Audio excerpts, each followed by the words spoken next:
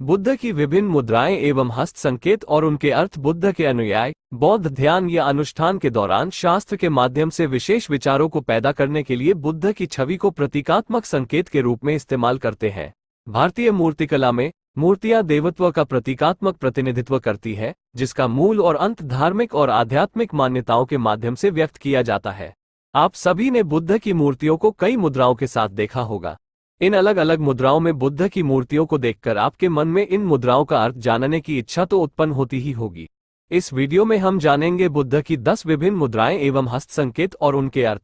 लेकिन इससे पहले हमें कुछ मूल बातें समझनी होंगी, जैसे कि भारतीय मूर्तिकला का क्या स्वरूप है और ये किसका प्रतिनिधित्व करती है। भारतीय मूर्तिकला देवत्व का प्रतीकात्मक प्रतिनिधित्व करती है, जिसका मूल और अंत धार्मिक और आध्यात्मिक मान्यताओं के माध्यम से व्यक्त किया जाता है। इसलिए बुद्ध के अनुयायी बौद्ध ध्यान या अनुष्ठान के दौरान शास्त्र के माध्यम से विशेष विचारों को पैदा करने के लिए बुद्ध की छवि को प्रतीकात्मक संकेत के रूप में इस्तेमाल करते हैं। बुद्ध की 10 विभिन्न मुद्राएं एवं हस्त संकेत और उनके अर्थ। 1. धर्मचक्र मुद्रा। इस मुद्रा का सर्वप्रथम प्रदर्शन ज्ञान प्राप्ति के बाद सारनाथ में बुद्ध ने अपने पहले धर्मोपदेश में किया था। इस मुद्रा में दोनों हाथों को सीने के सामने रखा जाता है तथा बाएं हाथ का हिस्सा अंदर की ओर जबकि दाएं हाथ का हिस्सा बाहर की ओर रखा जाता है। 2. ध्यान मुद्रा। इस मुद्रा को समाधि या योग मुद्रा भी कहा जाता है और यह अवस्था बुद्ध शाक्यमुनि, ध्यानी बुद्ध अमिताभ और चिकित्सक बुद्ध की विशेषता की ओर इशारा करती है। इस मुद्रा में दोनों हाथों को गोद में रखा जाता है। दाएं हाथ को बाएं हाथ के ऊपर पूरी तरह से उंगलियां फैलाकर रखा जाता है तथा अंगूठे को ऊपर की ओर रखा जाता है और दोनों हाथ की अंगुलियां एक दूसरे के ऊपर टिका कर रखा जाता है। बौद्ध तीर्थस्थल और उनके संक्षिप्त विवरण। 3. भूमि स्पर्श मुद्रा। इस मुद्रा को पृथ्वी को छूना, टचिंग द अर्थ भी कहा जाता है, जो कि बुद्ध की ज्ञान प्राप्ति के समय का प्रतिनिधित्व करती है, क्योंकि इस मुद्रा से बुद्ध दावा करते हैं कि पृथ्वी उनके ज्ञान की साक्षी है। इस मुद्रा में सीधे हाथ को दाएं घुटने पर रखकर हथेली को अंदर की ओर रखते हुए जमीन की ओर ले जाया जाता है और कमल सिंहासन को छुआ जाता है। 4. वरद मुद्रा। यह मुद्रा अर्पण, स्वागत, दान देना, दया और ईमानदारी का प्रतिनिधित्व करती है। इस मुद्रा में दाएं हाथ को शरीर के साथ स्वाभाविक रूप से लटकाकर रखा जाता है। खुले हाथ की हथेली को बाहर की ओर रखते हैं और उंगलियां खुली रहती है तथा बाएं हाथ को बाएं घुटने पर रखा जाता है। 5. करण मुद्रा। यह मुद्रा बुराई से बचाने की ओर इशारा करती है। इस मुद्रा को तर्जनी और छोटी उंगली को ऊपर उठाकर और अन्य उंगलियों को मोड़कर किया जाता है।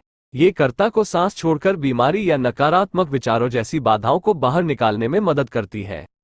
6. वज्र मुद्रा। यह मुद्रा उग्र वज्र के 5 तत्वों अर्थात वायु, जल, अग्नि, पृथ्वी और धातु के प्रतीक को दर्शाती है।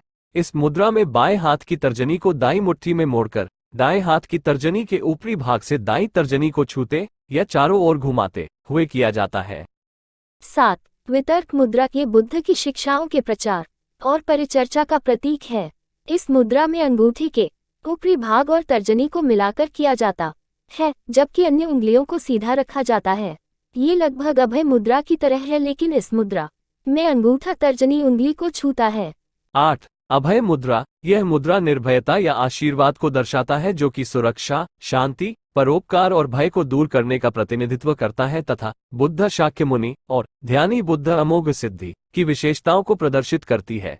इस मुद्रा में दाएं हाथ को कंधे तक उठाकर बांह को मोड़कर किया जाता है और अंगुलियों को ऊपर की ओर उठाकर हथेली को बाहर की ओर रखा जाता है।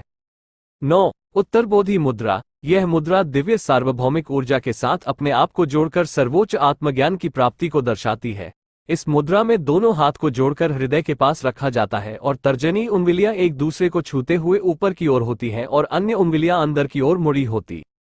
10. अंजलि मुद्रा। इसे नमस्कार मुद्रा या हृदयांजलि मुद्रा भी कहते हैं, जो अभिवादन, प्रार्थना और आराधना के इशारे का प्रतिनिधित्व करती है। इस मुद्रा में कर्ता के हाथ आमतौर पर पेट और जांघों के ऊपर होते हैं। दायां हाथ बाएं के आगे होता है। हथेलियां ऊपर की ओर, उंगलियां जुड़ी हुई और अंगूठे एक दूसरे के अग्रभाग को छूती हुई अवस्था में होते हैं। उम्मीद है इस वीडियो में आपको बुद्ध की विभिन्न मुद्राएं एवं हस्त संकेत और उनके अर्थ समझने में मदद की होगी है।